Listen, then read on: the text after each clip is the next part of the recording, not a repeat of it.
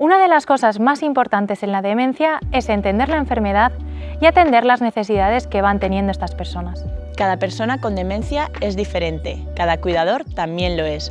Por lo tanto, el manejo y las vivencias serán diferentes en cada caso. En Geriarte hemos querido contar con las personas que mejor nos van a ayudar a atender este tema. Celia, Javier y Marimar pertenecen a la asociación AFAM, la Asociación de Familiares con Alzheimer y otras demencias de Navarra. Hoy nos cuentan su experiencia.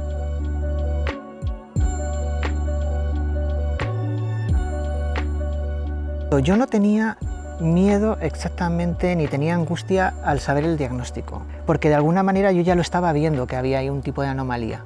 Pues eso a mí me ha dado un tiempo, ¿no?, para ir asumiendo la situación, ¿no? Por ejemplo, cuando mi padre fallece, mi padre dejó testamento y cuando le digo, bueno, mamá, ¿quieres que te eche una mano en los papeles y tal? Entonces ella lo considera como que, a ver, pero ¿cómo que no?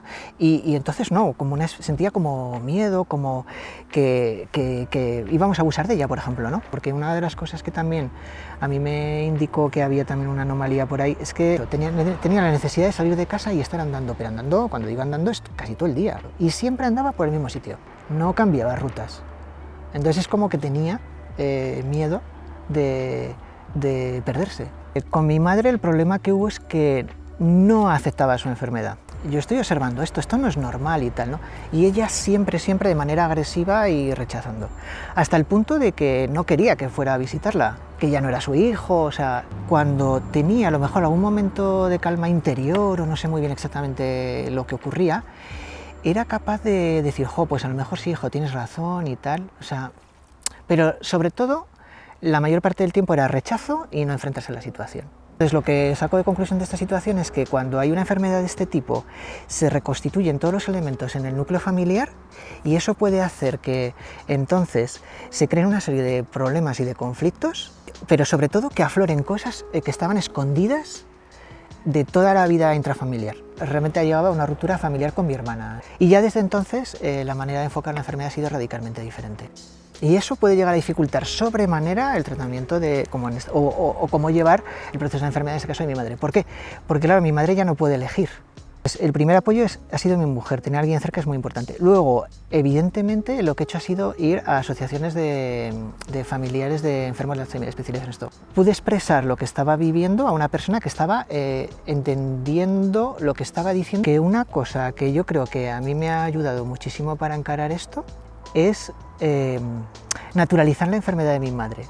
A mí lo que más me inquietaba era el tema de cómo me iba a comunicar con mi madre, porque yo lo que no quería, bajo ningún concepto, era no poder acompañar a mi madre con cierto grado de comunicación en todo el proceso de su enfermedad hasta su muerte. Entonces quería saber cómo también comunicarme con ella, o con signas cortas, o no apelar a su memoria, no corregirla. Esta es otra, mi madre no quería ir a los médicos. Si la pillabas un poquito, no sé, como con la defensa baja, no sé muy bien cómo llamarlo, si la pillabas en buen momento decía, ah, pues hijo, sí, pues tienes razón, e iba. Pero otras veces decía, yo no voy al médico. ¿Cómo que al médico? Pero a ver, si los médicos mienten. Bueno, fue a la neuróloga y la neuróloga decía, usted lo que está es mintiendo. Con el psiquiatra, porque también terminó un psiquiatra, también muy desafiante, incluso se puso agresiva en la consulta. Ella sabía que se olvidaba las llaves. También otro tema que tenía era con el dinero. O sea, creo que ya no sabía contar bien o no recordaba cuánto valían las cosas o demás y dejaba propinas. Por ejemplo, como curiosidad, a su peluquera, que iba una vez a la semana, tuviera necesidad o no de cortarse el cabello, pues le dejaba de propina más cantidad de dinero de lo que costaba el servicio porque no le voy a cortar el pelo todas las semanas. Entonces consideraba que no la iba a poder pagar, estaba todo el día diciendo a la cuidadora que no la podía pagar, estaba todo el día diciéndole que no la quería tener, la intentaba esquivar. Cuando venía a casa, ella estaba en casa y no abría o se había ido. Lo cierto es que la cuidadora fue muy bien porque regularizó las comidas. Mi madre comía de cualquier manera porque no sabía ni si había comido o no había comido. Le habríamos hecho ver a mi madre que no podía ser con una cuidadora porque la cosa no funcionaba, puesto que ella no se adaptaba y que tendría que irse a una residencia o para empezar un centro de día. Yo siempre tenía la idea de hacerlo progresivo.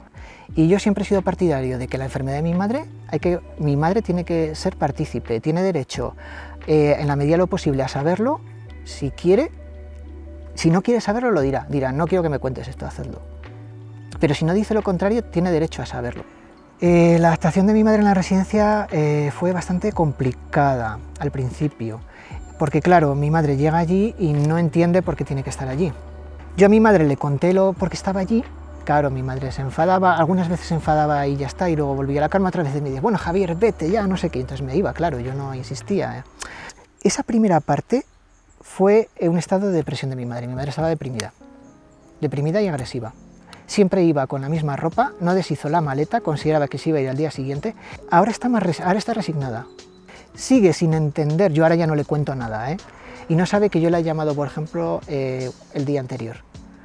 O la visito cada 15 días y piensa que no la he visitado desde hace meses. Siempre sigue diciendo, bueno, pero sabes, Javier, aquí no me gustaría estar, algunas veces dice, bueno, me gustaría ir, pero ya no es de manera tan obsesiva. Y yo creo que también en estos procesos se produce un proceso de regresión y yo creo que seguía pensando que estaba a veces, cuando ya tiene incluso perdida la memoria, a veces piensa que está cuando era niña en la escuela, ¿no? del orfanato.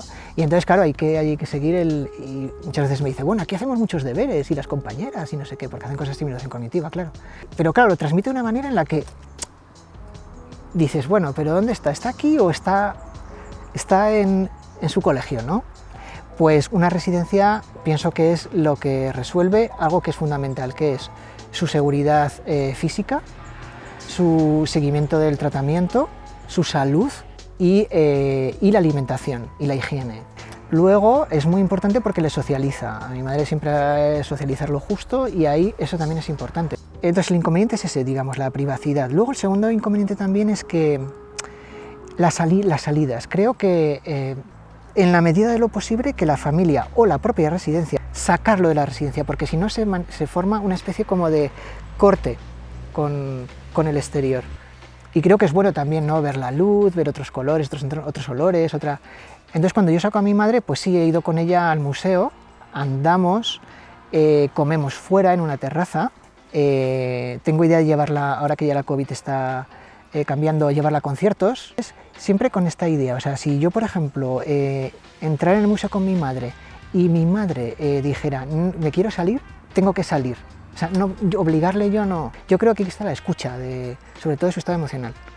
Si ves que esa cosa le pone un estado emocional negativo, aunque a ti te parezca que puede ser buena por estimulación cognitiva o por lo que sea, o porque tú estás pasando un buen tiempo, un buen momento, no debes de hacerlo. O sea, nuestros padres nos traen al mundo para criarnos, ¿no? Nos enseñan cómo es la vida.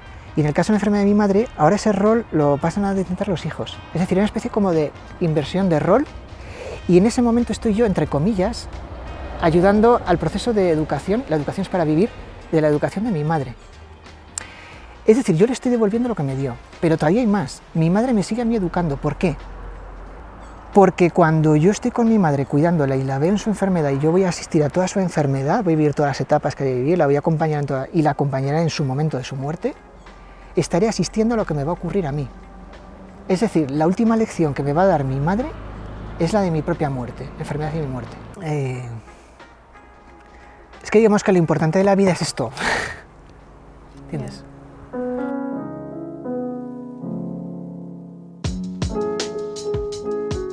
Muchas gracias a Fan, a Celia, a Javier y a Marimar. Esperamos que sea de gran ayuda este vídeo. Nos vemos en el siguiente. Y recordad, seremos un poquito más viejas.